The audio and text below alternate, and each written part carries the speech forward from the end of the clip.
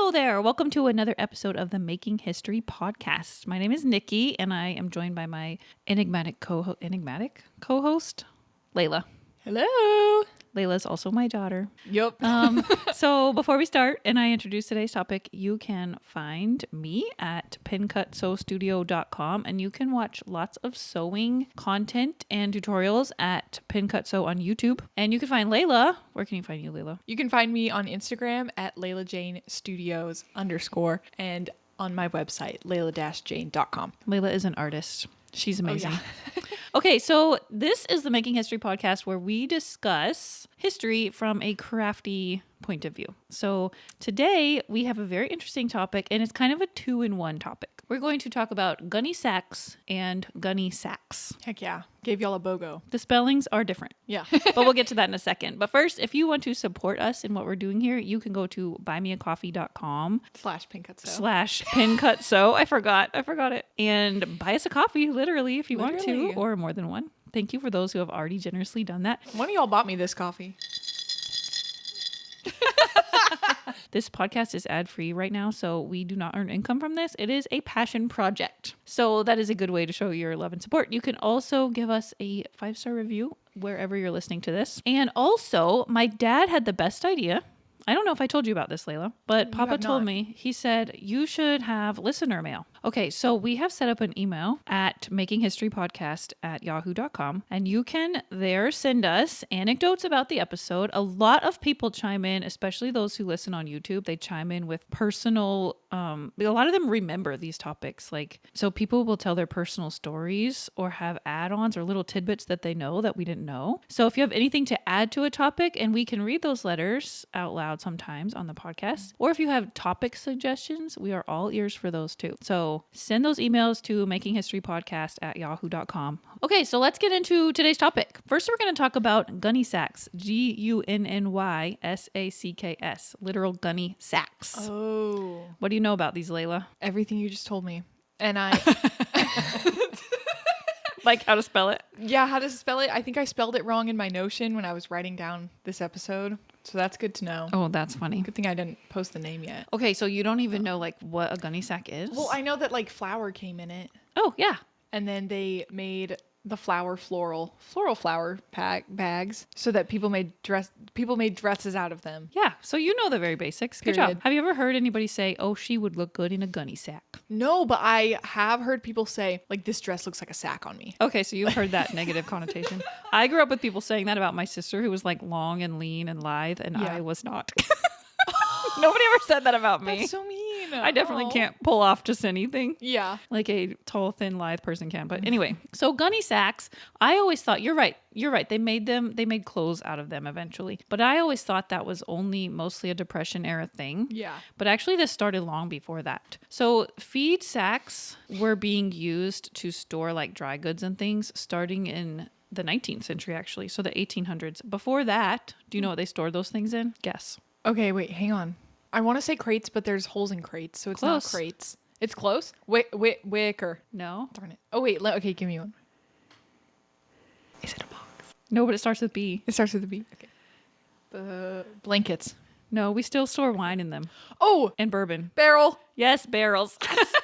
So as you can imagine, barrels, they only came in pretty much the one size, and they were heavy to move around. They were not very practical.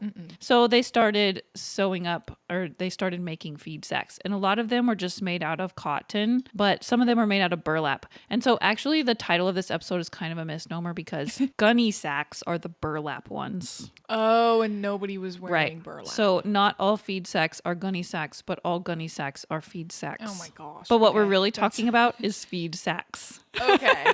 So they called them feed sacks, but they also stored food and other dry goods. So grains, yes, feed, of course, for animals, but flour, sugar, and other things like that. Yeah. And they could come in all sizes. So you didn't have to buy a barrel of flour. Oh. You could buy a sack of flour. That's nice. Which makes way more sense. Yeah, right? for those college agers that just need a little. Yeah. Just need a little flour. The broke musicians. Yeah. Playing the lutes back then. The lutes.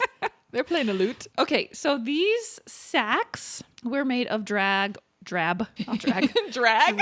regular cheap old cotton or burlap, and they were stamped with a company logo Cute. It's fun because if you visit like a coffee farm in Honolulu or Hawaii, they still sell you can buy the burlap. Yeah, I Gunny bought a Sacks. pair off of Poshmark.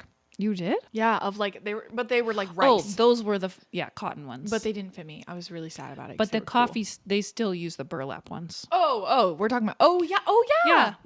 You have your Kona coffee board is burlap. I have a Kona Joe board that I made out of burlap. I That's turned so it into a cool. cork board. We'll have to put a picture of that. If you guys want to see accompanying pictures for this episode, you can go to Instagram at Making History Podcast, or I will also put them in the accompanying blog post and I will put the link to that in the show notes for sure. Okay, so even before the turn of the century, people were using these flour sacks to make little like baby clothes and things. Cute. Isn't that the cutest? Yeah. So that was well before the Depression era. So in 1924, that was after World War I, but pre-Depression, a mill worker in Missouri named Asa T. Bales filed a patent for a feed sack that had a more decorative fabric so that people could use it to make clothing. So he saw that people were doing this and he said, maybe we could make some extra money, be more competitive at our mill if we put designs on these feed sacks. That's so cute. And so he got his patent. He started working with the George P. Plant Milling Company in St. Louis. And by 1925, they were manufacturing under the brand Gingham Girl. That's so cute. Isn't that Are so you kidding? cute? So their first iterations of these were red and white checks. So they were called Gingham so Girls. cute. So and then in the same year, the Textile Bag Manufacturers Association, but you didn't know that was a thing. No. I wonder if it's still around. Probably not. Probably not. America doesn't really manufacture much textiles anymore, sadly. But in the same year, so 1925, this association was formed, and they started working with the nation's mills to encourage home sewing projects using these sacks. They even started releasing little booklets of ideas. You can find That's so pictures cute. of them online. It's very cute. And they would tell you, like, here's the dress you can make, here's how to lay out the fabric so that you can get all the pieces cut out. So cute. When I was sewing in my early 20s, these feed sack prints had like a huge comeback in the quilting market. Really? Yeah, they were always like little ditzy florals and some ginghams. Yeah. This reminds me of Barbie dolls. They used to come in like plain boxes, but then like when I was growing up, it was like My Froggy stuff was big, and so everyone was like using cereal boxes and stuff to make Oh, yeah. houses out of. That's right. And then they started coming with the package on the box behind the Barbie had like something on it. So you could cut out and use it. Yeah, like I remember like cutting out like an oven or something in the back and putting it. That's like, I don't know, like, right. it reminds me of that. So like a chef Barbie would have the cardboard part would have yeah, a the back kitchen you can part cut out. was printed so that you could use it as like a background. Yeah, that's was so very cute. It was cute. That's a good marketing tactic. Yeah. Yeah. So we can talk about this from a marketing standpoint. How much do you think of a sucker you are for cute packaging? Okay. I am partially a sucker, but partially not a sucker because I'm too stubborn to let them get me like that. Like I'm not letting something like I use men's speed stick deodorant. Like I don't care that women's has the flowers on Yeah, it, even though you're it's right. really cute, but like I know it's the same deodorant. But deodorant is like not a fun thing to have to spend money on. no, it's not. What about like lip gloss though? Are you more likely to buy plain chapstick or cute chapstick? I think it depends on the price difference. If the cute chapstick is like the same price, yeah, I'll get it. Yeah, okay, yeah. But also if it smells like blossoming sugar berry peach, I'm like, I don't know. yeah, I feel like sometimes the packaging really does get me. Yeah. I think with like art supplies, like the cooler the packaging, like I bought like some paintbrushes from an estate sale, but they came in this cool like floral box. Oh, yeah. And like I have paintbrushes. But But you the needed the box was box. cool, and like the handles are cool, and they have a little ribbon on them. Like, yeah. so I think some things more than others, I get For I get sure. stuck. Yeah, I think that so Target several years ago changed the packaging for their generic Target brand stuff. And it's so cute. Yeah. It's so cute. It makes you want to buy the Good and Gather brand over some of the name brands because it's cute. yeah, Okay, so you can imagine that this was beneficial to these companies because if somebody needs flour, they can buy a plain bag or they can buy a flowery A cute bag. bag. Of course, they're going to buy the flowery one. Yeah. So it wasn't long. Oh, also, they might even buy more flour than they need because it takes more than one sack to make a a women's garment. dress. Yeah, Yeah. So as you can imagine, this really took off. Like all of the feed sack companies eventually started doing this. I don't know how long that patent was for, but it seems like Yeah. it wasn't very effective because No. all of the companies were making them eventually. All of the nation's mills were encouraging the use of these sacks and making the booklets. Back to the Great Depression, though, this really did drive the popularity of these sacks. It's just like the sacks came around at such a perfect time, right before the Depression. Yeah. And all of a sudden, they were seen as free fabric by not only the impoverished people, but now there were so many more impoverished people. Yeah. So whereas before, only the poor people were making their baby clothes out of flour sacks. Yeah. Now it's everybody, and it became sort of a camaraderie type of thing. Yeah, I wonder. Sorry, No, go ahead. I wonder if Kit Kittredge, did she have a flour sack? The American outfit? Girl. You know Yeah. what? Those dresses that she wore in the Kit Kittredge movie, they were like that. They were? Those were the same kind of prints. That's Yeah. so cute. It was Kit those Kit. cute floral prints. Yeah. Yeah. So since it took 4 sacks to make one dress, they would have like for a women's dress. 4 sacks. So the industry started standardizing the sizes of them because of this. Yeah. So it's really crazy how the home sewers started driving this industry. Yeah. And it became about so much more than just the product inside the bag. It became so much about the bag. The bag. And so women would have, this sounds so fun to me, Layla. Women would have like get-togethers and parties to trade sacks so that they could like either mix and match with coordinating fabrics, or they could have 4 of the same to make a whole dress, things like that. Oh, see, because that's what I was thinking. I was like, it would suck if you got 3 out of the 4 bags you need, and then you go and there's not the same pattern there anymore. Right. That would suck. So they would have parties. That's so And trade. Oh my gosh, like all the New York like fashion people have like swap shops. Yes. Where like you can if you bring 10 pieces of clothes, you can take home 10 pieces of Well, clothes. people have home parties like that still. Yeah, it's cute. With their friend groups. And they It's just cute. like, you bring clothes and you get the number of tickets of clothes that you brought, and everybody goes around and picks new clothes. Although I do feel like I've never been to one of these, but like, don't you all have to be the same size? Yeah, that's what I feel like that's that's the kind of a reason I've flaw. never had one. Yeah. I feel like Not in everybody's. I'm stuff, thinking yeah. about my friend group in like when I was about late 20s and 30. Then we probably all could have shared. But my friend group right now, currently, we're all very different. Yeah, like I don't think even like style wise, I don't think I could do one with my friends. No, Also, I'm really tall. that's true. Like I'm See, taller yeah. than most of my Okay, friends. so there are some There's some flaws. that's the reason that we haven't had one. Yeah. I have also though wanted to host like a game and puzzle exchange party. Oh my gosh, Wouldn't that be fun? yes.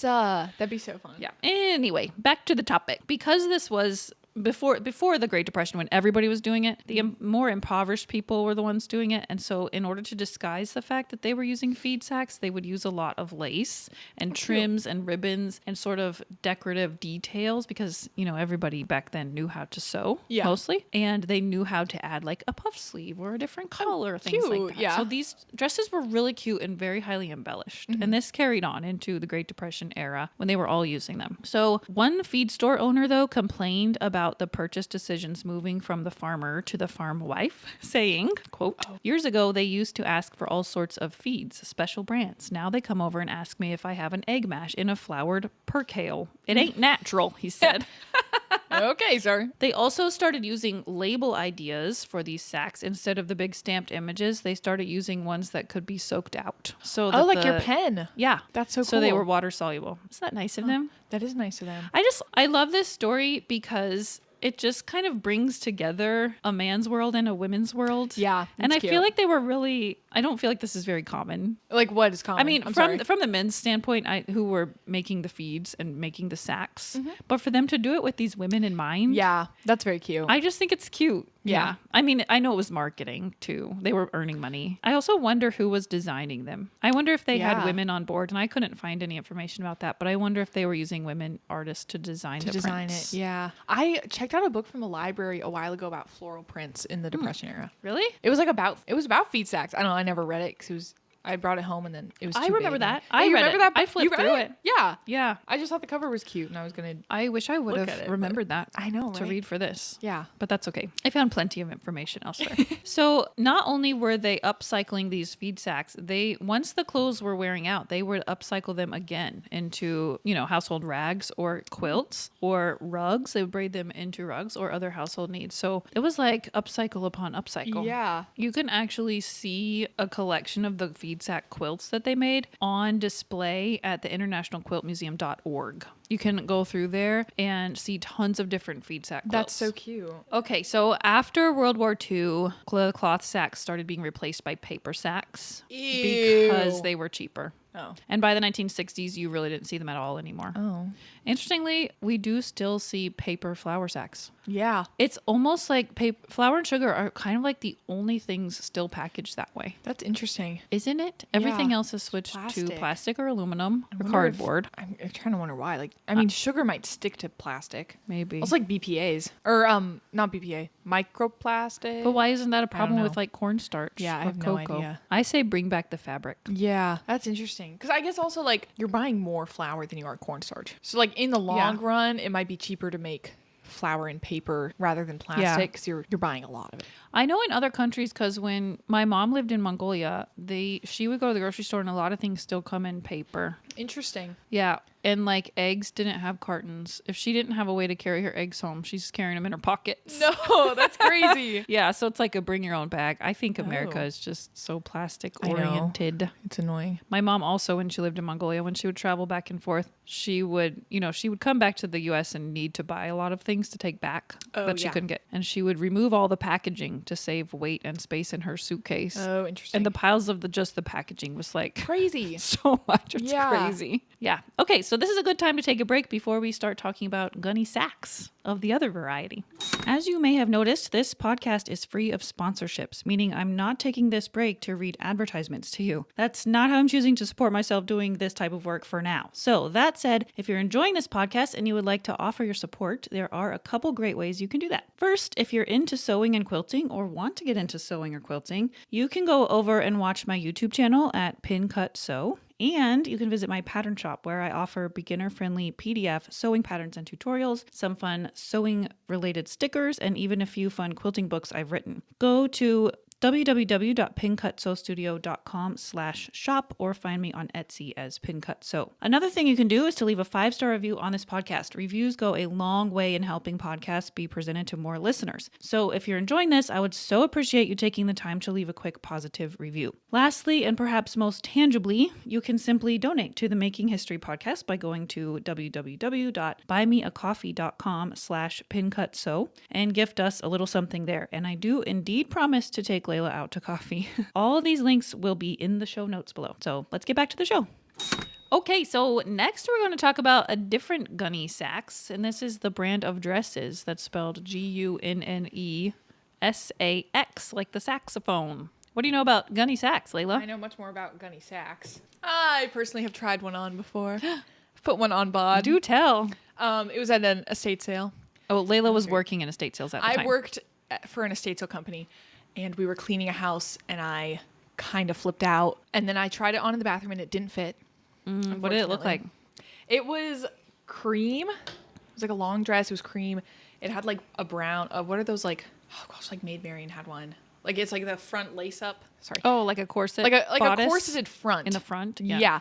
And there was like brown underneath it, and it laced up. And then it had those, Merida's sleeves. How they're like tight and then poofy on the elbow. Yeah. I'm pretty sure it was like that. It was Very like, Guinevere. yeah. But it was too small. So Did you take a picture? I did take a picture. We have to put that on the. Okay, we'll put it on. It is not.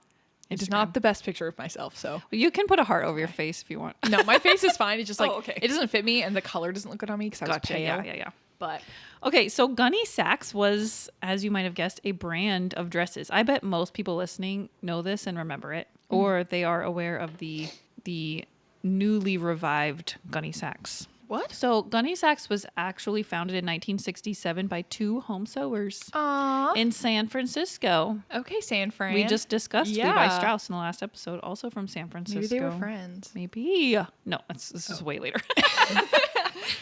But their names were Elle Bailey and Carol Miller, and they named it Gunne Sacks because it was adapted from the phrase "sexy gunny sack," which honestly I think really encapsulates what they were going for, because the dresses were very like romantic storybook, Yeah. historical nod, hippie, floral, like all kinds of lace and embellishments like that. Yeah.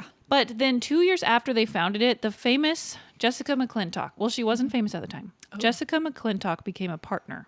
She was an elementary school teacher at the time, but she had always loved fashion. Gunne Sacks was hiring a designer, and they hired Jessica, and they allowed her to become a partner in the company for $5,000. Whoa. So she became the designer, and then she just went ahead and bought the company. They sold Yeah. it to her. Wow. So that's why now Jessica McClintock is synonymous with the label Gunny Sacks. Yeah. Not those original two founders. So she always had a big eye for fashion. So she really embraced what they were going for. And within a matter of months of her designing, the retailers were just purchasing the designs to sell. Like it did not take long at all. She was very good. She had an eye for what she was doing. So the designs, like I said, were mostly long. They were mostly floral.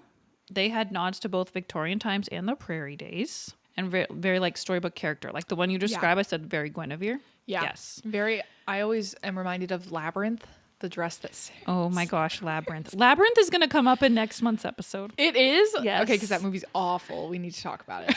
Yeah, we can. Okay, spill the tea. So they were very much a vibe, a big time vibe. Okay. People in the ads, they were usually long and lean girls with long flowing hair. They were always barefoot almost. Yeah, very what's the one Sophia Capella movie? What is that? Oh my gosh. The Virgin Suicides. I have no idea. Okay. Sophia, is it Coppola? Capella? I always want to say Capelia. I think it's That's a Coppola. ballet. Yeah. Anyway, continue. Anyway, okay. So does this long floral dress trend remind you of anything in these last few years? What Instagram trend? Oh my gosh, trad wives. Trad wives. Trad Yes, I wives. didn't know if you would make that correlation. Secret Wives of Trad Lives. Or wait. That's a different thing. Wrong one. So yeah, the trad wife movement on Instagram is very much into this long floral dress look. Yeah, so interesting, because what you'll notice about that kind of content creator, hardly anyone admits to being a trad wife. Yeah, It's just a look. I think it's more of a look than a lifestyle at this point. Yeah, I think it's also more clickbaity. Come with me for a day in the life as a trad wife. Right. So they're just like using the word trad. It's wife, hardly you know? realistic Yeah. because honestly, I am what these people would call a traditional wife, and I always have been, and my life looks nothing like that. Yeah. I did not connect that trad was short for traditional until you Yes. just said that. Okay, you're welcome for that. Yeah, thanks. But they definitely are promoting this prairie girl homesteader. I Yeah. wear dresses all the time, and we don't want to make too much fun. No. Yeah, I'm so sorry. Cut that. People promote all kinds of lifestyles on Instagram. Arguably, trad This wife is is just not one of them. horrible. No, compared to some other You're stuff, so like, right. Yeah. You're so right about that. Like, let's talk about the fitness influencers Oh, yeah. if we want to talk about destructive. Okay, so these dresses were marketed to young women, just like trad wife dresses are marketed to like young moms in their 20s. I feel like they were designed for teens and in their 20s. They later did add children's clothes and even lingerie, though. Whoa. Yeah. Okay. But some people went to prom in these dresses, and some Oh. people even got married in these dresses. You know, floral prom dresses were really big last year. they were. And kind of this year. Yeah, everybody was like, well, because then there were people wearing floral prom dresses, but then there were other people on TikTok that are like, guys, promise to dress up in ball gowns. Like, why are we all wearing floral dresses? But like, they both look really cute. So I'm like, okay, you do you. This is really funny. Yeah, people were calling it like Easter. This isn't Easter, it's prom. Because like everyone wears floral that's dresses to so Easter. you know? funny. I don't know. I thought it was cute, but Okay, these dresses were also released by Simplicity Patterns, and this is where it gets interesting. There's some tea here. ooh, So there was another very famous designer at the time named Laura Ashley. Have you heard of her? I have heard of. Oh my gosh. Yeah. I've heard of her. She was also during the same era designing fabrics and floral prints and dresses and styles for the McCall's Pattern Company, which was British. Oh my gosh, we talked about them. And Laura Ashley was from Wales. And so Okay. if you compare the side-by-side aesthetics of Laura Ashley and Jessica McClintock from Britain and from California, it is so fun to compare because I feel like what would be similar differences even today. Like this California side is a very hippie looking, free and loose Yeah, barefoot, kind of running around. Yeah. Yes. Whereas this British side, Laura Ashley, is very like neat and English country cottage and careful florals. Get on and your horse with shoes. Even the and- colors. yeah, Yes. run away. I imagine like fancy ladies. Ooh, like the Princess Bride. Yes. And it still is. Like you can go look for a Laura Ashley prints and compare them side by side, and they're just so different because of where they're from. I think that's really Yeah. fun. So Simplicity picked up Jessica McClintock as a response to McCall's having Laura Ashley because they were doing so well with the Laura Ashley brand. Yeah. So they started making patterns by Simplicity of these Jessica McClintock styles. And we actually have some of these patterns. We have two of them. Yes. One of our YouTube viewers saw that I liked vintage patterns patterns and sent me a huge box Yeah. of patterns. And I think there's 3 actually. There's Gunne 3? Sacks patterns in there. Yeah, there's like a huge ball gown. Like picture the enchanted dress that she goes to New York in. Yes, it is like that. It's like, isn't it like that? Or the dress that Sarah wears in Labyrinth. It is. It has the drop waist, Yeah. triangle waist in the front. It's kind of A iconic. gathered. It's pink on the envelope. It has a gathered, And it's like full the sleeves skirt, are huge. very puffy sleeves, and Yeah. a sweetheart neck. Mm-hmm. And you know what? Your Aunt Jennifer, her prom dress looked exactly like that. Only it No was way. blue. Yeah. Do we have a picture of it? I'm sure Grandma has one. I'm sure. Or Jennifer does, yeah. Because she wore that to an event when she was like in her 30s. No way. Yeah. Oh, icon. Couldn't believe it still fit. Yeah. Okay, so the other pattern we have is It's just like a normal Gunny Sacks. Like it's long sleeved. It's definitely more what you would consider a traditional Gunny Sax Yeah, style. and it has like the square with the lace in the middle. yes. Long, and then it has one layer at the bottom. Yeah, it's like a prairie style with a ruffle at the bottom. Yeah. Yeah. And then there's actually a skirt and vest pattern in there. Oh yeah. With Yeah. it has a little like one of those Super cute. quilted, Yeah. I think the first one and the third one we just talked about are later styles. Like the drop waisted one is more 80s. And then that first one is definitely more of the original 70s Yeah. looks for sure. So this brand actually continues on today. You can still find these patterns. Really? And they are having a resurgence of popularity big time. Yeah. Actually, the brand ModCloth. Do you know ModCloth? It's an Sounds so online familiar. dress brand. Okay. They've always specialized in like vintage styles. Oh, cute. But they're new clothes. I feel like I've seen them at the thrift store. And they have revived the Gunne Sacks label. So you can find Cute. Gunne Sacks for ModCloth.